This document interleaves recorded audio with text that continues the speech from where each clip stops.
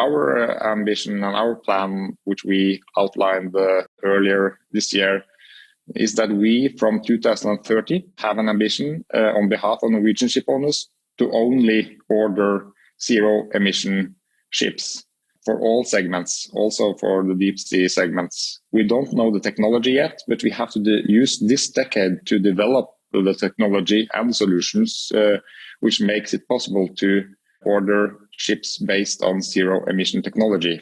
Welcome to the Shipping Podcast, where I meet interesting maritime professionals sharing their passion for the shipping industry and their everyday job. I am your host. My name is Lena Gothberg.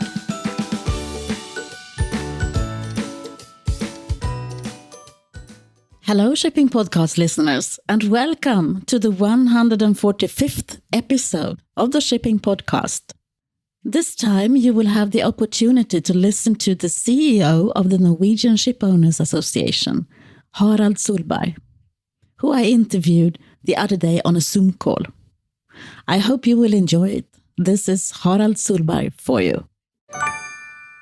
Welcome to the Shipping Podcast. Could you please introduce yourself?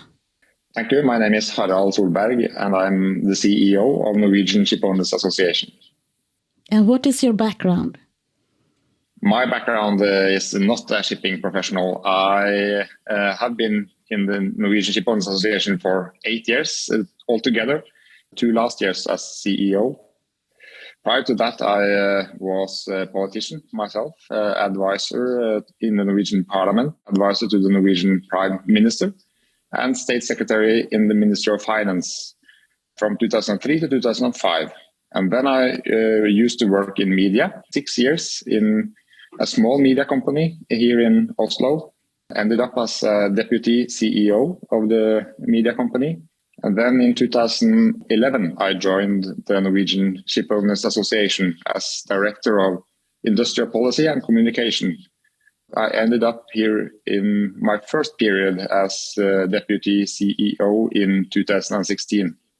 And then I had a short stay, 2 years in the Royal Palace here in Oslo as head of the Royal Secretariat at the Palace. Wow. But what is your education? What did you study at university? I studied social science and public law. And social economy. That's good to know for someone who is aspiring to become the CEO of the Norwegian Shipowners Association, I think. Yeah, and that's a different path into the shipping community. But it's very useful to have this background and have this understanding of political processes in the parliament and have this societal understanding, I think. So how did you come in contact with the maritime industry? How did that come about?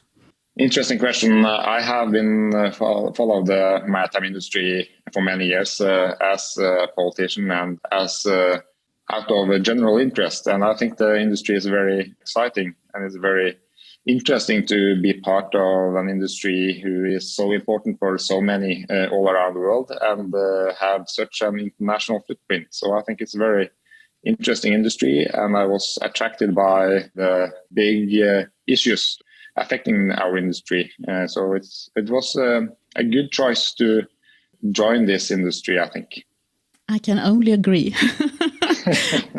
So how many members are there in the Norwegian Shipowners Association?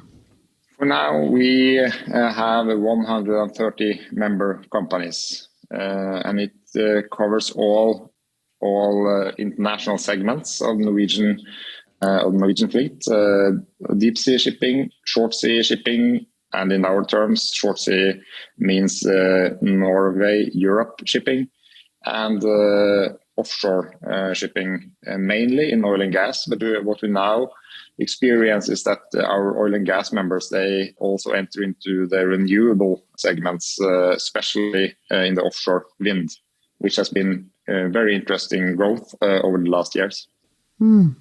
I think in Norway, the maritime industry is such a big part of the society. So, as you say, that is why you probably noticed us when you were not inside the industry. How could the shipping industry become more visible to people who doesn't know anything about us?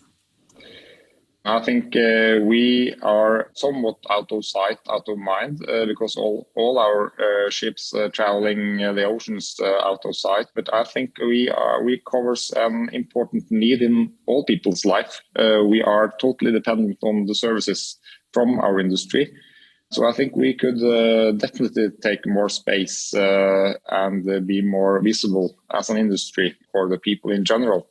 So I think that's part of our challenge going forward to be more visible and take more space in the discussions, because I think we have important solutions to bring to the table in general. Do you have any specific tips or tricks that how should we do that? No, I don't have any special tricks, but I think we, as an industry, we often thrives for ourselves. We are not. We have to step up and take more space in the debate and be more confident meeting the rest of the public and also meeting criticism. We have to realize that in some aspects we are part of the problem, and rather than for instance, on emissions, rather than defending ourselves, we should realize that we are part of the problem and step up and develop new solutions which can solve the problem for the future. I know that you have come out with a plan for the climate for the future, and could you talk a little bit about that? Yeah, I think that, as I said, our industry are definitely a part of the emission problem. And when we look around us, we see a world who needs to reduce the emissions of, for instance, climate gas. I'm sure that all industries that have ambitions for the future have to be part of the solution, not only of the problem. And then we have to turn around the discussion also about our own industry and put up bold targets being part of the solution.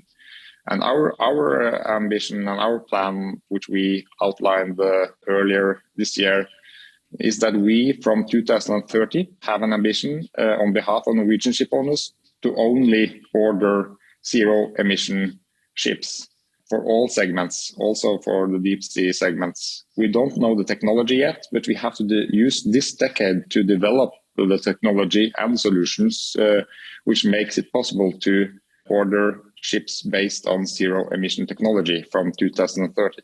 And then based on that, we have this. Our second goal is to be climate neutral by 2050. And we think we need some specific regulations from the international community to speed up this process. So we think that the international community already now should ban non-climate neutral fuels from 2050 and onwards. That will put the pressure on the industry to develop zero emission solutions for all ships, and it will make it commercially defendable to order zero emission solutions. That's the baseline. Yeah, that's the baseline. How was that received from your fellow ship owners associations and from the public? From the public, it is well received, and from the political side, it's also well received. And from the industry side, we have had a good discussion about this. And this is clearly bold ambitions, and we don't know all the technical answers to meet these ambitions yet. But I think that we as ship owners, we should put us in the forefront of the car or in the front seat of the car and take the steering on our own destiny. And then we have to make our message clear to the equipment suppliers, to the fuel suppliers, that we have ambitions to be part of the solution for the future. And this is our way forward. We need to develop these solutions. We need to make it commercially, and we need to do it fast. So are you looking at some sort of common technical development fund? Or, I mean, where will the money come from? Will each ship owner develop their own technical solutions as they have up until now, and which I think is part of the problem? Or how do you want that done? They clearly need to be financed. It will not happen by itself. Therefore, we are very pleased that ICS, the International Chamber of Shipping, have launched a proposal for the IMO to establish a CO2 fund. And I think that we can, as an industry, finance a lot of this by ourselves by putting a small fee on existing fuel and use the money from such a fee to finance the development of new technology. And here in Norway, we have good experience with this with our NOx fund, where we have a fee on fuel, and this NOx fee goes into a fund organized by the industry itself, and you can apply for this fund to have covered your expenses in developing new technology. And this has led to a great increase in new technology, reducing the NOx emissions from the shipping industry. And it has been important for developing LNG fuel. It has been important for our battery ferries. And we now see it's very important for green ammonia and hydrogen. So I think it's different paths to a zero emission future, and I think we have to follow many different paths. But the critical side here is to finance this journey, and I think we have to put a fee on existing fuel, and if we apply this on the international level, it will not hamper any competition between ship owners either.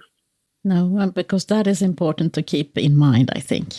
Of course, and it's very important for us as well. We need to have, or it's mandatory to have a level playing field, unless it will not be fair, and it will not be easy to apply either.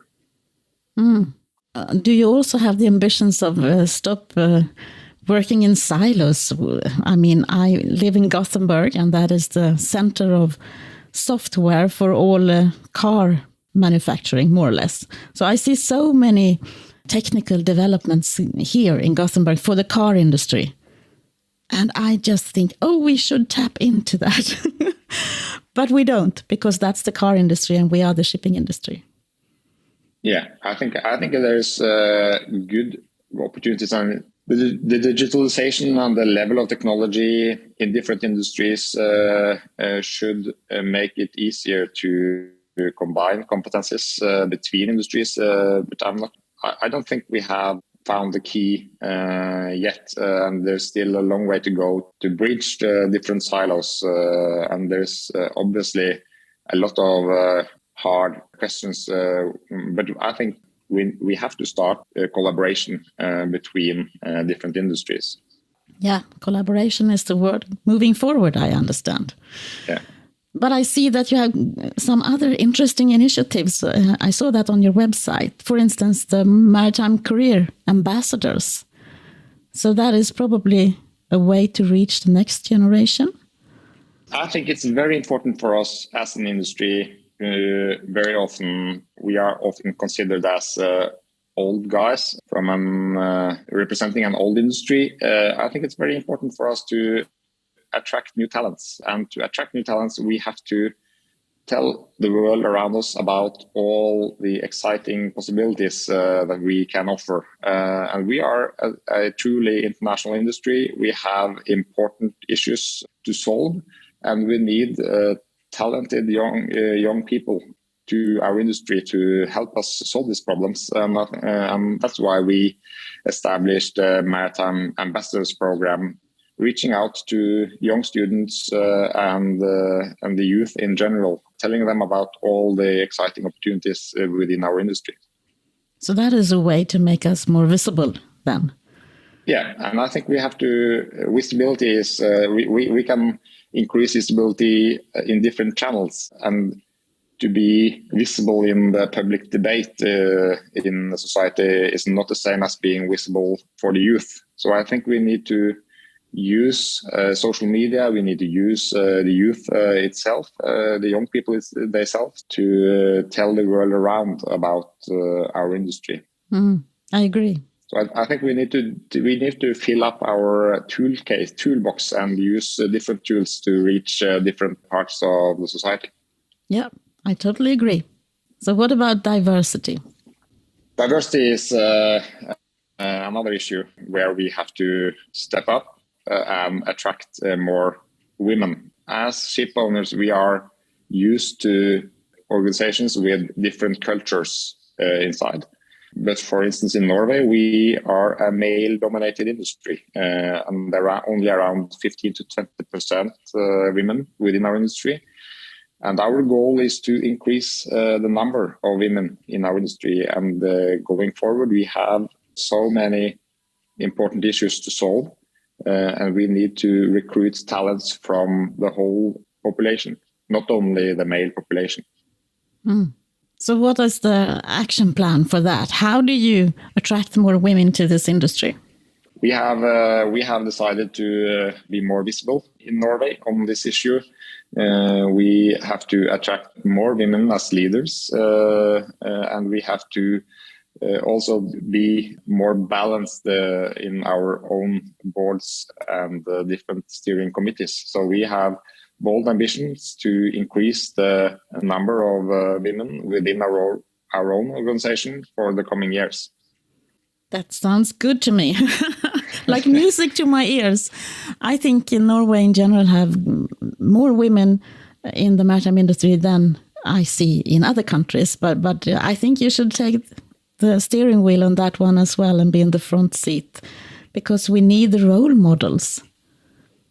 Yeah, there. I have a trouble. I'm a male myself, and I can't do anything about that. But I can. What we can do is to put out this as an important issue for the whole industry, and I think this is very important for us. Also, when it comes to visibility, we need to be seen as a forward-leaning industry, also represented by strong and talented women. And I know there are a lot of talented women around in our industry, and we have to lift them up and put all our efforts in making this industry more balanced, also when it comes to gender. So how do you see the future for shipping in general? Now it's time for the crystal ball here. Interesting question during this COVID-19 times. I think many of our members and the industry itself struggles a lot with difficult issues during these times. But looking forward, I think there is great opportunities for those who want to make change. I think there is great opportunities for developing new technology, for lower emission, for more digital operations. There is a need for our services. So I think our whole world is dependent on shipping going forward. For now, we see difficult times, but for the future, I'm optimistic that we have important solutions to bring to the table. Thank you very much, Harald, for being a guest on the Shipping Podcast. I really appreciated it. And I wish you the best for the future. Thank you, Harald. I agree with you. The future is maritime, and we need to get that out to the rest of the world. So, as you might hear, I have had a cold. Don't worry, I feel fine. I think it's an ordinary cold, but of course I will check it up. Meanwhile, I've been thinking about that newsletter that I have promised for such a long time, and I want to do a test with you. I know that I have a loyal tribe of listeners to the Shipping Podcast out there. Would you be comfortable sharing a photo of you listening to the podcast with me? I want to show the world who you are and how and when you listen to the podcast. You can either send me the photo to hello@shippingpodcast.com, which is the email address, or tag it in social media with #shippingpodcast, and I will try and find it. My purpose is to use the photo in my newsletter to inspire other people to listen to the Shipping Podcast. I really want you to test this out with me, and I look forward to receiving your contributions. But until the next time, from me to you, over and out. Thank you for listening to the Shipping Podcast. Don't forget to tell everyone that you meet that there is a Shipping Podcast available, and that they should download it and listen to the maritime professionals who are sharing their passion for the shipping industry.